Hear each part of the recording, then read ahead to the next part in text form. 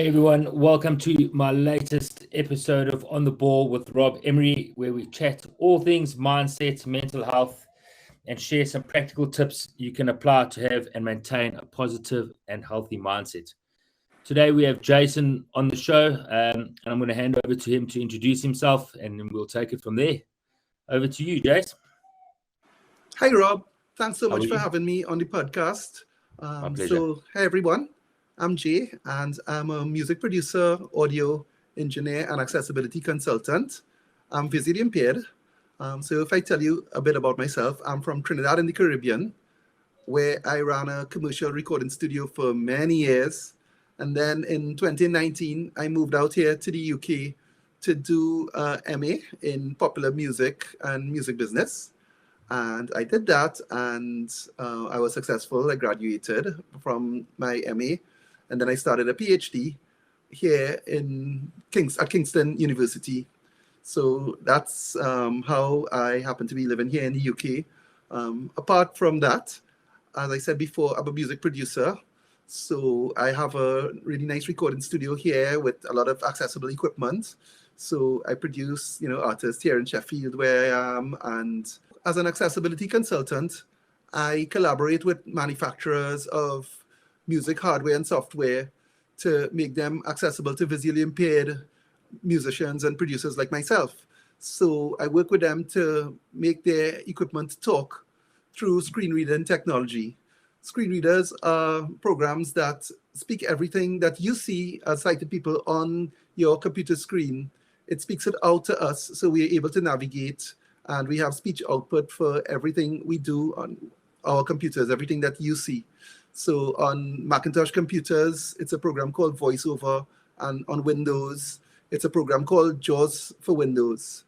And there are other third-party screen readers, such as NVDA for Windows, etc. But that's what I do as an accessibility consultant. And that's a bit about me. So over to you, Rob. Amazing. So having seen some of the equipment that producers have to use, and you mentioned a bit earlier that you're visually impaired, tell us a little bit about the journey it took you to become a producer and follow, obviously, that passion for what it is you do, and how your mindset and how you overcame those obstacles and to get you into this accessibility work that you do. Okay, so it's been an interesting journey. I got into music at a pretty early age, at 10 years old. And just in school, I'm seeing friends with keyboards, and I would pick up their keyboards and play a few notes, and it sounded like music. It didn't sound like noise. So I thought to myself, well, yeah, maybe I have something going on here. And I just pursued it, and eventually my parents bought me a keyboard of my own, and I was able to start learning to play, pick out songs by ear, and just have some fun with my keyboard. And around that time, my brother started encouraging me to maybe think about this on a bit more of a professional basis. So, he got me interested in things like synthesizers and drum machines and sequencers. Computer sequencers were just kind of coming into their own at that time. Hardware sequencers like the Roland MC50 and, drum machines and things like that. I was really fascinated. And, we were able to buy some equipment, and I started kind of, messing around and, being able to put tracks together and things like that. But it's been a journey. It's been a journey because in those days, there wasn't anything like accessibility, right? The accessibility was all within the person itself, the desire to make things work and to be able to do things like sighted people.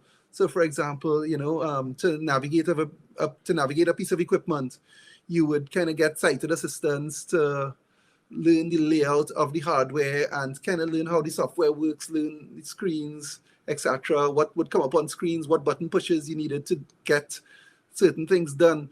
But it was crazy because, for example, if you're scrolling through maybe like a menu with 20 items, you would need to remember that I need to press the right arrow button 15 times to get to the item that you want to go to. The item that I want to go to, I have to press the right arrow 15 times, and then I press enter twice, and then I press the arrow 3 times up, right?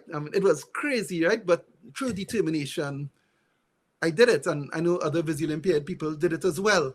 And, I was able to, begin a career in the music industry, by using my memory and being able to navigate software, by memory and by touch. And, I was able to really get into it. And, my music abilities grew, both as a producer, a musician, and as an engineer. I started learning to mix. I was able to, save up money, and with the help of my family, start a recording studio where I got a mixing console and a multi-track tape machine. And I was able to use it, and I started to make my own money, by doing music for clients, producing songs for them. And then I got into the advertising business where I did jingles and eventually some film scoring. And I did it all before there was any such thing as accessibility. And then screen readers started to come into their own, and I was able to get a computer and use basic screen reading technology. When I say basic, I mean it was in its infancy. But things started to become a little bit easier because I had the ability to navigate the software and have speech feedback. So I didn't have to rely on my memory as much. So, that improved things a lot. And, long story short, fast forward to 2022, and everything is a lot better now. The computers are a lot more powerful and a lot faster. Screen readers have come a really long way. Mainstream music manufacturers are really putting a lot of effort into making their hardware and software accessible. And it's just a great time to be alive, a great time to be a producer, and if I may say so, a great time to be visually impaired. And that's how I am, a bit about what I do and, a bit about the journey. Yeah, that's amazing. Determination is a wonderful thing when you want to achieve great things. Poking around your website, I see you do some courses. Are your courses specifically aimed at people with disabilities or open to all?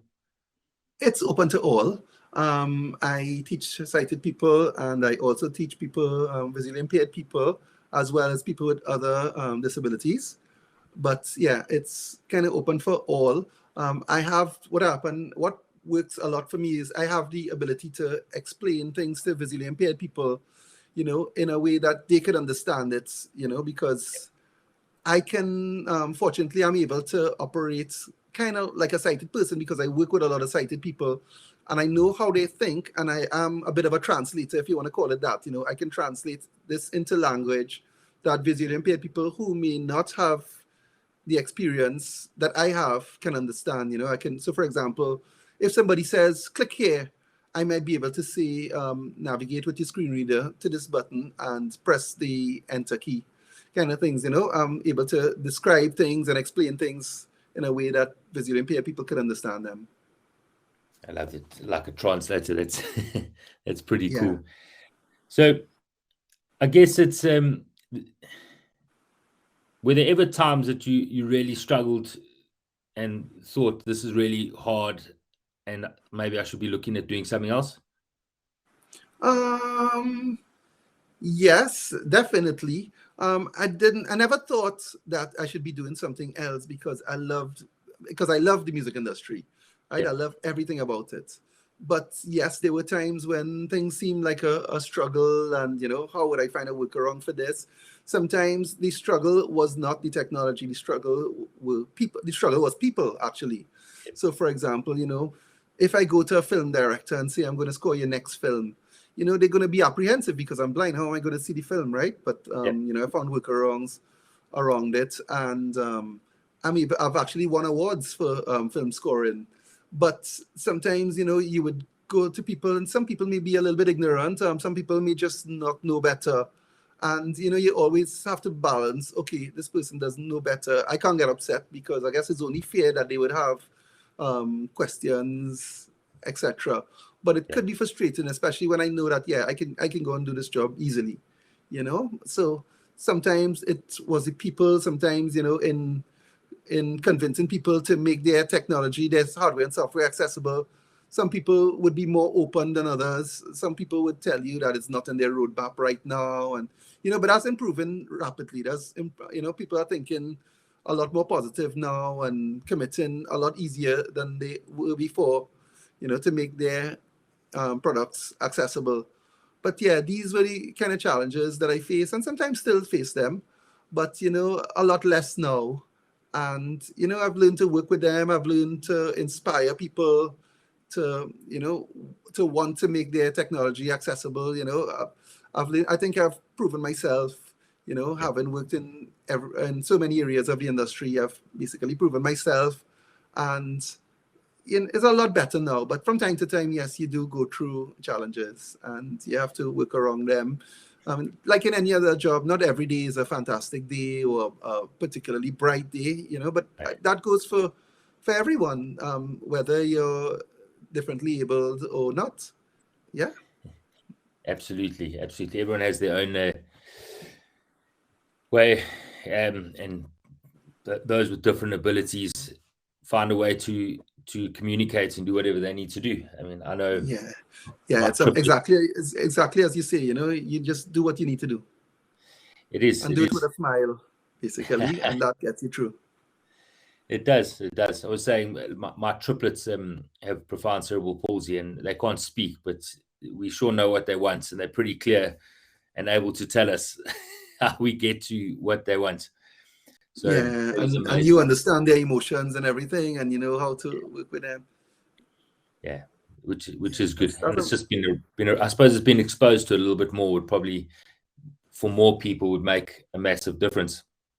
Yeah, exactly. You know, and you know, and you do so well, you know, to really take the time to understand, and you know, even to host this podcast, Rob. You know, your positive outlook on life is exactly, you know, what would make things work for you. You know, make things be positive for you. You know, it's your whole mindset, and I say, just keep that smile on always.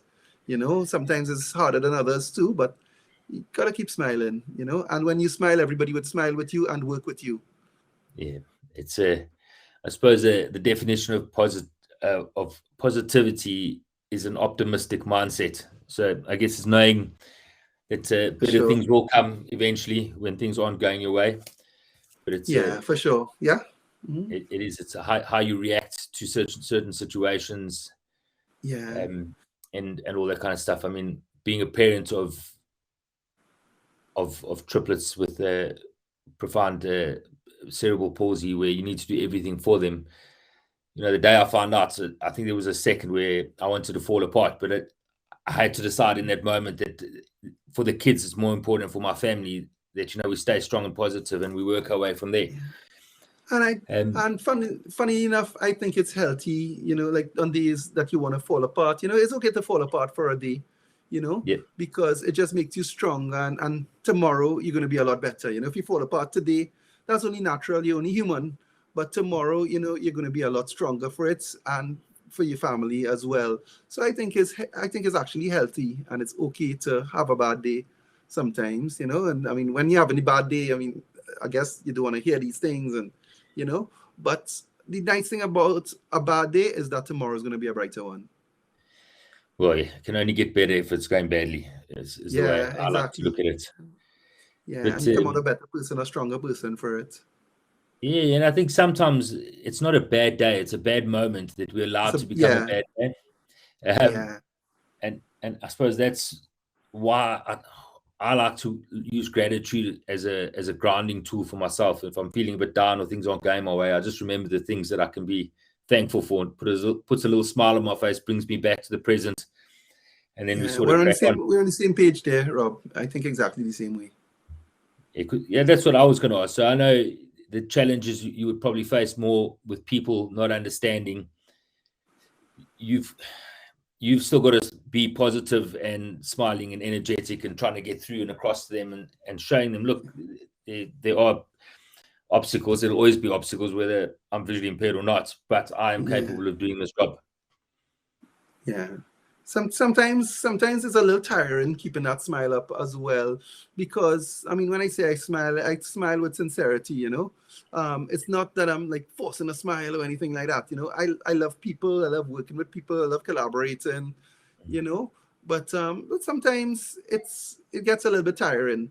You know, sometimes again, feeling that you have to prove yourself. Although I don't think I really need to prove myself anymore, but as a human being, and a human being with a disability, you still sometimes feel that need, that and really you have to work a lot harder being differently able, right? Yep. Because you got, as I say, like if I wanted to do a job, and I was competing with sighted people, I have to make sure that I am able to compete. I can hold my own with the other sighted people. If they can do the job better than me, that's perfectly fine. But if I can do the job better than them, or as good as they can, you know, um, it's sometimes you have to work that much harder to be able to get the job, and that could get a little bit tiring. But again, stay positive through it, and just be you, be sincere, and let that smile be one of sincerity. Yeah, it's.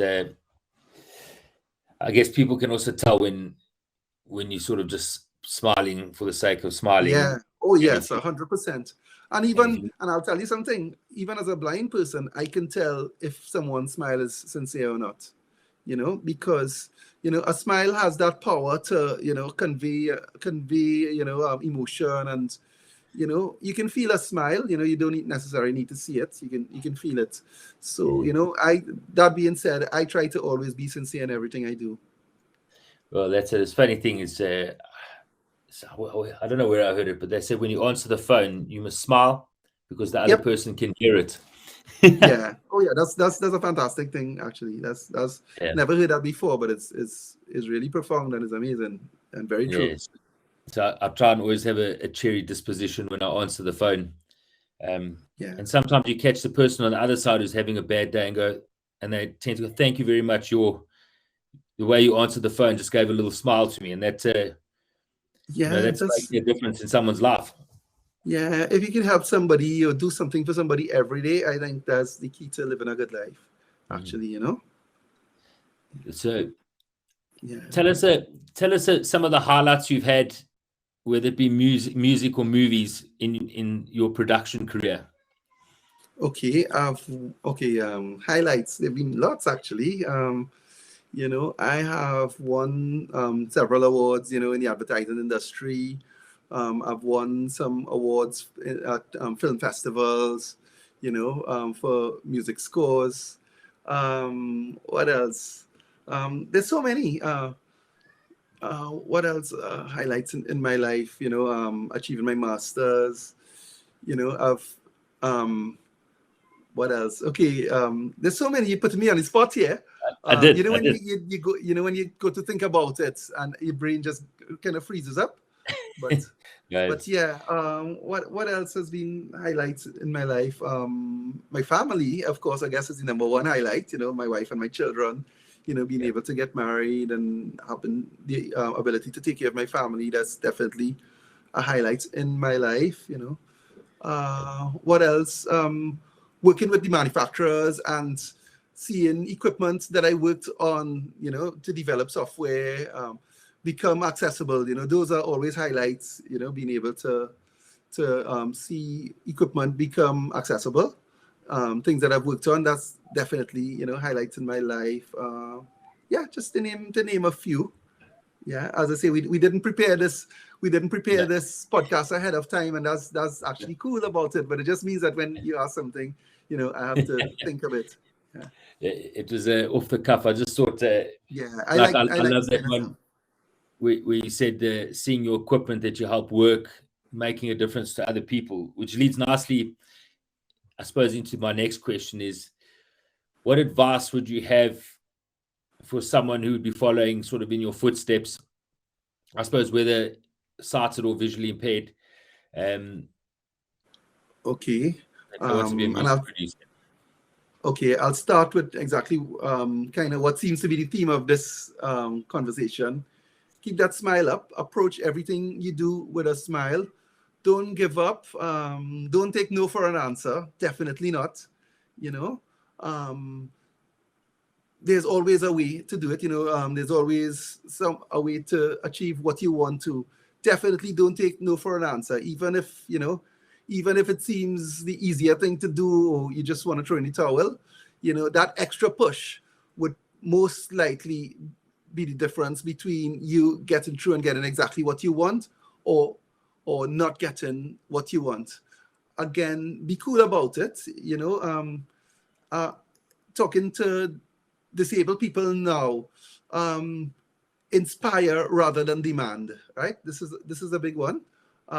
So I'll give you an example. So for example, sometimes when people want to have equipment made accessible, they would go down the road of getting petitions done and getting hundreds of people to sign the petition and trying to go through and get legislation to demand and to ensure that equipment is accessible. Now that has its merits, but what I've found in my journey, and you asking for my advice and what advice I could give to people, I find a better approach would be, to approach the manufacturer. Hey, what about if we made this device, your device accessible? I really like it a lot, and I know a lot of other disabled people would benefit if you made it accessible. What about if we worked on this together? Wouldn't it be a cool project if we can do this together, rather than trying to make them feel ashamed, or shame on you, your equipment is not accessible. So, inspiration rather than obligation. And yeah, that's the advice I would give to people, who are interested in, following in what I do. Yeah, the whole thing, yeah, inspiration and not obligation. No one owes you anything, don't approach it like, you have to do this for me. More like, hey, wouldn't it be cool if we did this together? Absolutely. I love that, inspiration over obligation. We should all be trying to inspire people in one way or another as much as we can, or make a difference in someone's life. Yeah, so that's pretty cool. So a little bit more about your business. I see you're a music producer, audio engineer, and accessibility consultant, and a teacher. So do you only teach recording studios? Do you teach anything else? I teach pretty much whatever people want to be taught, basically, that I am able, that I do, and I'm able to teach. So for example, sometimes I teach a bit of music theory. I teach production. I teach arranging. I teach mixing and mastering, and just pretty much all things studio. Pretty much. Sometimes I teach, film scoring from a visually impaired perspective. And yeah, pretty much all things music related. I teach different pieces of software like Pro Tools and Logic, Native Instruments Machine, so pretty much, yeah. Whatever people want to know, I have many years experience in the industry. So I kind of know my way around. I like to think I kind of know my way around, several areas of the industry. And, that's what I teach, yeah. That's amazing. And is it a family business or? No, well, no, it's more freelance right now. Actually, it's more freelance. Okay, amazing. Yeah. All right. Well, yeah, I don't know if there's anything else you'd like to add to share a golden nugget of inspiration. Golden nuggets, they come along the way. Milestones happen. Just like everyone else. But keep reaching for the stars. Don't stop. There's always something more you can do, something more you can achieve. Just go for it, one day at a time, one project at a time. As I say, never give up, never take no for an answer. Yeah, and pretty much that's it really. Just strive to be the best you can every day, right? And yeah, that's my advice. Perfect. All right, I think we can wrap it up there. Yeah, and I just want to say congratulations to you, for everything that you're doing, for the disabled community, congratulations on this podcast. And, it's been a pleasure. It's been an absolute pleasure speaking with you. And, let's hope we can inspire some people together. Yes, I hope so. That's the whole point, is a little bit of inspiration to the world. But yeah, so thank you very much, Jay. It's been an absolute pleasure. Thank you for your time. Thanks so much for having me, Rob. Yeah, I love hearing how people overcome any kind of adversity to success, which is amazing. And just sharing your story with other people will, with some luck, inspire them to do well. So we'll call it a day there. Thank you very much. Thank you to everyone for listening. We'll catch you on the next podcast. Emery out.